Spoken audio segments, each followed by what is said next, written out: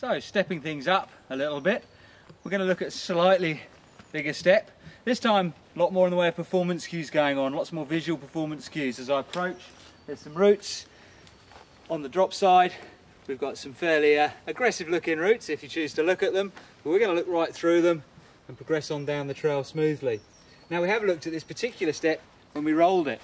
One method for rolling it obviously requires us to move our weight right behind the saddle, allow the bike to pitch forward without necessarily getting the front wheel to clear any distance, but simply roll off. There's going to come a time when the step is too big or your speed is too great for that to work very effectively. So what we're going to look at here is more the shooshing off the lip, pushing through the bike and landing softly two-wheeled the other side. As mentioned before, the performance cues are higher here.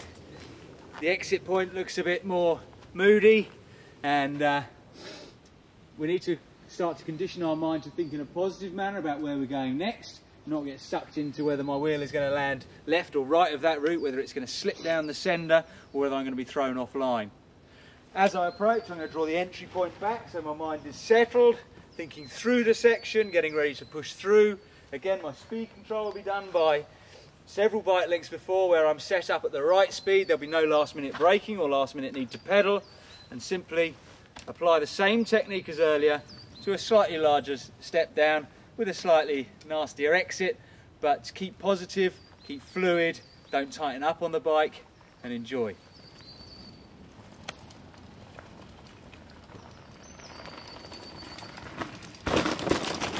So combining the physical elements, getting the speed control right, looking through the section, pushing through the bike with good footwork and heel drop, but pushing through off the lip, and basically just missing out the section of no trail between the takeoff point and the landing point. Hopefully you'll notice there the quietness of the landing there, good energy management in practice.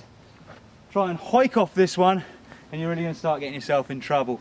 Landing heavy down with more force going downwards than forwards on any of this rubbish is going to cause problems. By pushing through smoothly, your forward force is greater than your down force, and like a ski jumper landing softly and smoothly after a 100-metre plus jump, there's no massive thwack as we hit the ground, just a nice smooth transition onwards towards the end of the trail.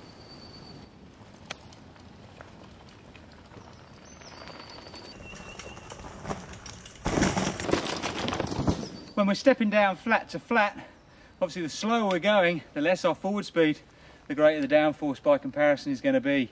So speed in this case can be your friend. The further I propel off the ledge, effectively the shallower the gradient of my landing, and therefore the smoother my landing is going to feel, the less there's going to be need for good energy management. In fact, the energy management is pretty much going to be taken care of by our setup position, our relaxed position in flight, and our smoothness on landing, allowing the suspension to work nicely. Where you start to drop off a step into a downslope, you can actually take things a little bit slower than you would perhaps without feeling necessarily the impact of the landing quite so solidly as you land on flat. We're going to look at that later on, but for now let's push on and find ourselves a few more steps.